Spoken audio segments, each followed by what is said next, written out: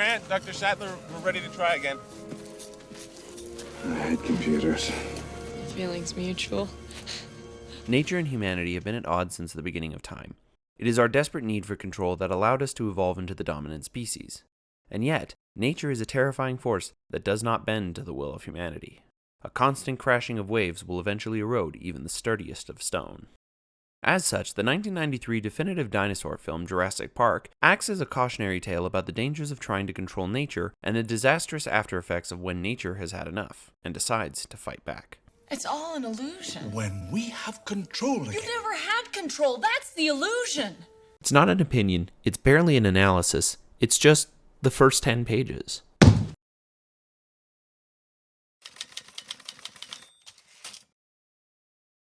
A worker on a remote island is killed, prompting a lawsuit from his family. The lawyer, Gennaro, is requesting an audience with experts in the field of paleontology to endorse the park. Specifically, they're requesting Dr. Alan Grant and Dr. Ellie Sattler. They are approached by John Hammond, the owner of the park, who takes them and Dr. Ian Malcolm to an island where he reveals that they have genetically engineered real-life dinosaurs.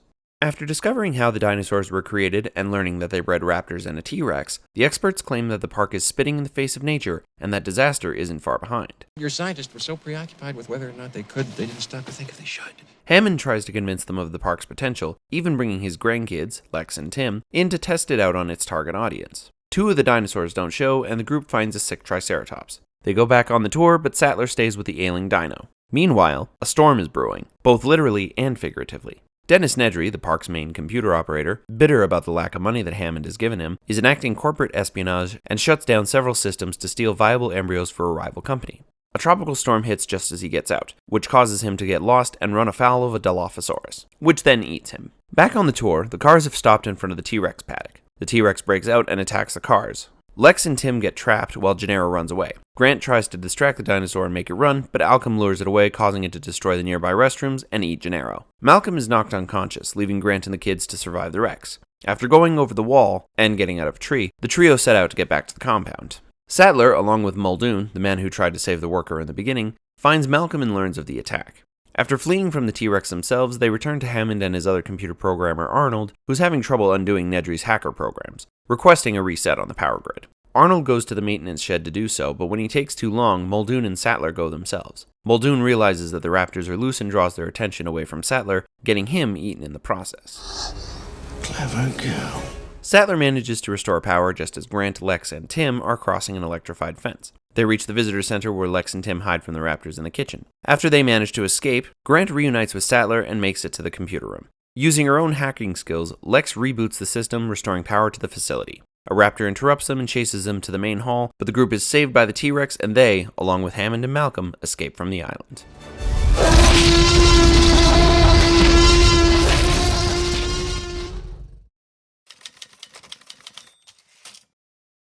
The script begins showing a big yellow eyeball that is distinctly inhuman. Immediately, we can understand that the film is going to be about some kind of creature, or the humans trying to study, hunt, or survive the animal.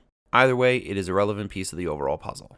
We get a super, telling us the setting of most of the film. However, the action description follows it up with, it's still the middle of nowhere. This sets up that the island is going to be inaccessible to most humans, thus creating a sense that no one can save them. We can therefore conclude that the film is going to be a monster movie of sorts, and the main objective is going to be survival. The creature reacts to an even louder noise, revealed to be a bulldozer, supervised by chief character Robert Muldoon, a hunter. He spouts some words to the crew about the creature. Don't let her know you're afraid. This line establishes Muldoon's character in a couple of ways. First, it is oft quoted when in a flight or fight situation and you're trying to fight. As such, he's trying to establish himself as the alpha predator, the arrogance of which leads to his demise later on. Secondly, the line carries with it a notion of fear, meaning there is depth to this character as he understands how dangerous the creatures are, even though he views himself as top dog. This also implies a certain respect for the creature. However, the importance of this line lies within its thematic significance. As mentioned, Muldoon's arrogance is the source of his downfall later in the film. His assurance that he has a handle on the situation is thwarted when he realizes, all too late, that he's not the one in control. This is a recurring idea throughout the film and the center of its thematic premise. When we have control again. You've never had control. That's the illusion. Ah! The creature is put into a crate, surrounded by jungle foliage and a small army of men with rifles. The sheer volume of precautions that are needed to secure this creature indicate just how big of a threat it is. While Muldoon has a respect for the raptors and even talks about how dangerous they are, it's Grant who shows us how terrifying they are. When he's told that Jurassic Park has a T-Rex, he's ready to vomit in excitement. But when he learns about the raptors, he's aggressively afraid. You bred raptors. Over the next couple paragraphs, the creature proves the precautions necessary, but ultimately futile. It slams against the crate, knocking one worker to the ground. A claw reaches out and grabs him, dragging him inside. The claw helps to create a more inhuman image of the creature. Muldoon, already failing to learn the importance of the theme, barks orders at the army trying to rescue the worker. But he fails and the worker is killed. This shows the audience and the reader that, no matter how hard the characters try, they're going to be unable to stop or control the events of the film.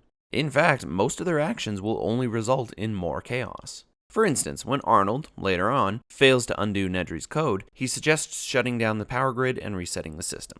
While this does work to restore power to the park, it also unleashes the raptors. The attempt to regain control ultimately backfires by unleashing more chaos. And so, with the opening scene, the theme of the movie is set up and establishes the threat that is to come. A lawyer, Donald Gennaro, makes his way along a river in the Dominican Republic. He gets described as dressed in a city man's idea of hiking clothes and a $100 haircut. Being dressed in a city man's idea of hiking clothes shows that he's out of his element, and the $100 haircut shows that he's very concerned with money. Then they're expensive, put them back. This is indicative of his role later on when he's there to assess the liability of the park for the investors. Then we meet a minor character, Juan Rastano, described as a smart-looking guy in worker clothes. This implies that, though Gennaro may be from the city and have a more lucrative job, Juan is the smarter of the two. In Spanish, Juan bets the other workers around him that Gennaro will fall. While they are, in the moment, talking about him falling into the river, it's an interesting line considering that Gennaro will be eaten by a T-Rex later on. Additionally, Gennaro, with his suit and haircut, assumes himself to be the one in control. However, his journey across the river is on a raft being pulled forward by two other men. They have more control of his state than he does at the moment, speaking to the overall theme of the film. Juan takes Gennaro towards a mine, where many workers are digging into the mountainside. While we may be left questioning what they're digging for, the action describes the work being done by hand, not by dynamite or bulldozer. This is likely a subtle jab at the bulldozer in the first scene, and how that operation went poorly. But it also shows that they're not looking for a big payoff, but something small that could be destroyed by dynamite or a bulldozer. Gennaro then asks Juan about a man named Hammond, and we get a few lines of exposition about him. He tells us about the stakes for Hammond's motives. He's facing a $20 million lawsuit from the family of the worker we saw get eaten. It establishes that Gennaro's motives and interests are all about the money. However, Hammond isn't at this dig site to meet Gennaro, because his daughter is getting a divorce. Right away we learn a crucial fact about Hammond. He's not a bad guy. He's more of a family man, or at least deems it more important than money. Another potential implication of this line is that he's either so wealthy that $20 million wouldn't bother him, or that he's so arrogant that he doesn't think it'll matter. Either way, the mention of his family seems to suggest that they will play a part in the film later on, such as two grandkids who are what Hammond calls his Target audience. Grandpa! Kids! Hammond's family matters aside, Gennaro is more focused on getting the lawsuit dealt with quickly. He tells us that the insurance company has concerns about the park, which makes the investors anxious. He then tells us his purpose for being there. I had a promise to conduct a very thorough on-site inspection. This whole line suggests that the investors and Gennaro only care about the money, or at least value it over human life. I'll even go so far as to say that they're trying to find some way to not pay the lawsuit by proving that the park is safe, or insinuating that it was the worker's own fault that he got eaten. I'd also like to point out the irony that Gennaro is meant to evaluate the park's safety and is the first person to get eaten. It's also another nail into the theme of the film, nature versus control. Gennaro is there to get the park under control, but nature has other plans for him. Juan tells us that Hammond hates inspections, giving us more foresight into the unseen character. But Gennaro tells us that the investors will pull funding if they don't do the inspection, helping to establish the plot of most of the movie. A worker calls over to Juan, saying they found another mosquito. This gets his attention as he races over to them, saying, "It seems like it's going to be a good day after all." This excitement over a mosquito foreshadows its importance to the plot later on. Juan is given a chunk of amber and starts to examine it for himself. Gennaro, meanwhile, is still expositing. He says that the insurance guys will back off if two experts sign off on the park. He makes mention of an Ian Malcolm, who we all know and love, but says they also want a more reserved expert, Alan Grant. This scene uniquely sets up two, well, technically three, of the major characters in the film without them even being on screen. While we've gotten a bit of info about Hammond, Juan tells us a bit about Grant, though it is more than enough to get a glimpse into the character. Grant?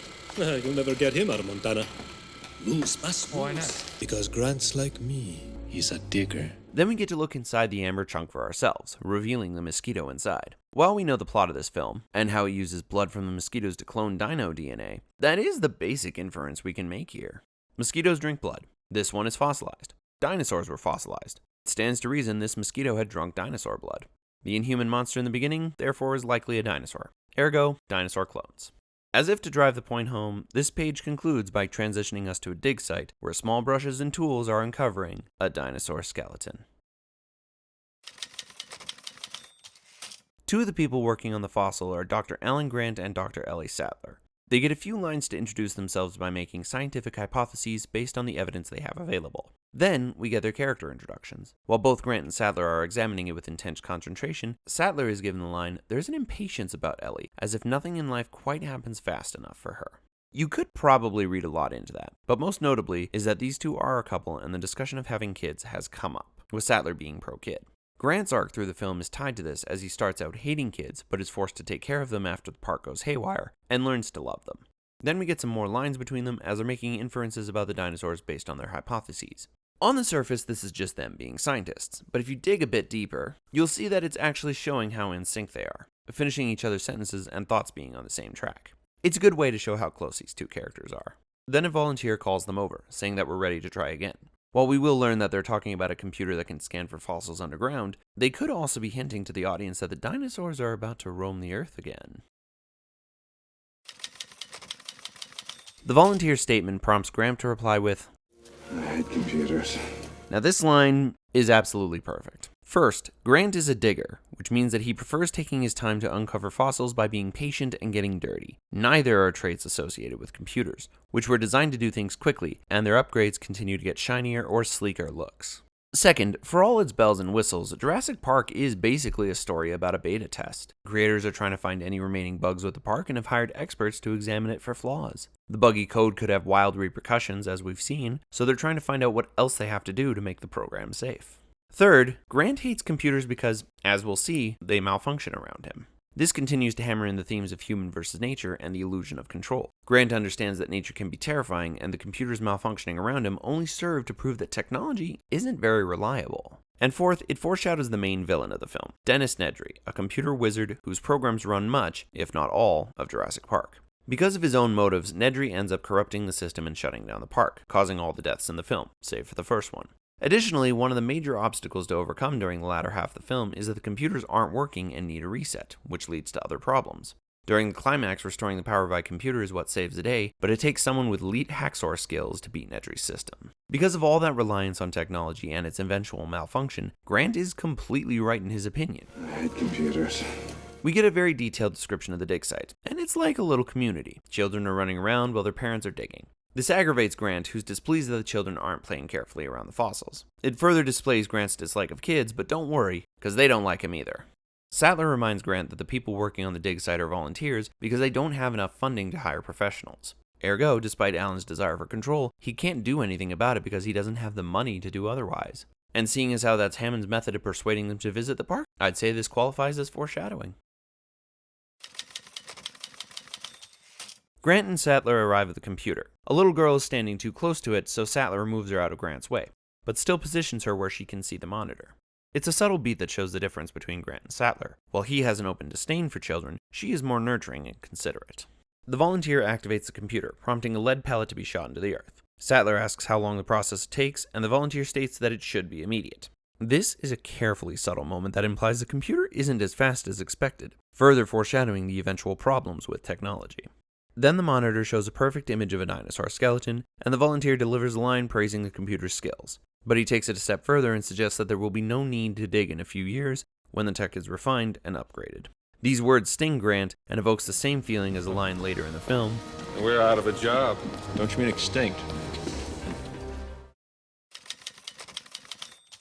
After Grant laments the lack of fun and not getting to dig, the volunteer tells us that the image is a little distorted. Though he does doubt that it's the computer's fault, it's important to note that for all the power of technology, something still went wrong. Sattler examines the skeleton and deduces that it's a velociraptor, which Grant confirms. Seeing as how the raptors are everywhere during the climax, having the skeleton of one here is likely setting them up, as is the preceding sequence of Grant explaining how dangerous they are to the kid. Grant tries to point to a part of the skeleton on the monitor, but it beeps at him and affects the image. He complains that computers have got it in for him. The volunteer restores the image, and Grant, after examining it a little bit, suggests that raptors had learned to fly. This gets a big laugh from the group, but Grant asks how many people read his book. A disappointing amount of people raise their hand, only Sattler and one volunteer. This is likely done to foreshadow the debate between Hammond and Grant. While Grant is blown away by the park, he understands the power of nature and that the dinosaurs are going to be a problem for the world, no matter how much control Hammond thinks he has. Thus, showing that no one believes Grant here sets up the key debate between our two chief characters. Grant gives a small lecture on the similarities between raptors and birds, even going so far as to inform us that raptor means bird of prey. It's clear that he knows a lot about dinosaurs, given weight to the claim that he is an expert in the field. There's a dinosaur. A kid decides to contend with him, claiming the raptor looks like a turkey. I do love that Grant's first obstacles in the scene are a computer and a child, showing both his opposition and his arc. Grant's entire monologue about the raptor, which extends onto page 11, foreshadows Muldoon's final fate. He talks about the raptors knowing you're there from the get-go and that they're watching you, but it's not the raptor that you have your eye on that you need to worry about, but rather the one that beside you didn't even know was there. He even takes a measure to inform us that T-Rex's eyesight is based on movement. It's an interesting way to end the first 10 pages by having the death of the first major character introduced revealed, though we don't know it at the time. Jurassic Park embodies the ideologies of science and chaos by allowing us to make hypotheses about the characters based on the evidence presented within the first 10 pages. There are numerous setups that pay off later, or forms of foreshadowing that affect the characters that we've already met, and those that we haven't. Most importantly, it uses unique exposition and actions to establish its themes and show that there is an inherent problem in trying to control things, particularly nature. Even thus far, we've seen that no matter how much planning, work, or precaution goes into something, Spared no expense. Spared no expense. Spared no expense. Spared no expense. Spared no expense. the outcome can still be very different than what is expected. That's chaos theory.